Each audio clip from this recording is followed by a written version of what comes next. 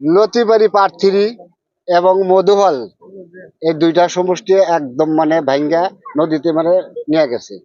হ্যাঁ, লতিবাড়ি পার্থিরি এখন বর্তমানে যায়। হ্যাঁ, পাগলা বাজার পায় আর কি।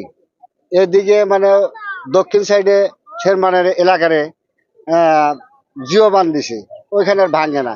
আঙ্গুর অল্প উত্তর সাইড যায় হেরাম ভাঙ্গা, কিন্তু কোনো সরকারে আঙ্গুর কোনো আদে দেয় নাই, অনুদান দেয় নাই। আঙ্গুর কোনো অস্থায়ী নাই। আর যাবো কোনে আমরা, আঙ্গুর কোনো জন্য অস্থায়ী জায়গা জানি একটু দেয়, কোনো যেকোনো জায়গায় আঙ্গুর থাকবার জন্য জায়গা জানি করে দেয় সরকারের, এটা আঙ্গুর দাবি। হ্যাঁ, আর দ্বিতীয়ত কথা, এই যে এই এলাকাটা যদি না বানসান না করে, অসুবিধা যাবো, বর্জনাও যাবো গা ভাঙ্গে। হ্যাঁ, যেভাবে ভাঙতে আছে। আমার সরকারের কাছে অনুরোধ, হ্যাঁ, কর জোরেই আঙুর হনকালে জানি আসা এই জায়গাটা দেখা কি ব্যবস্থা করা যায় করে জানি। আমাগরে লতিবাড়ি পার্থিরি আজকে না হলে 100 বছর বসবাস এই জায়গায় করি, আর এই জায়গাটা ভাঙ্গা চুরে একবারে খানচুর হয়ে যাইতেছে। এখন আমরা কি করি কন?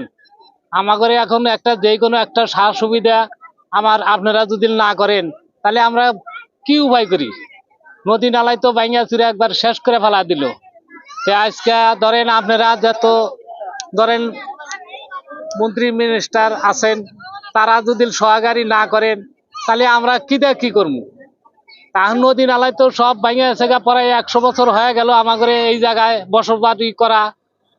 এ পর্যন্ত নদী নালায় কিছু করছিল না, এখন তো নদী নালায় ভাঙ্গা চুরে শেষ করে আলা দিল।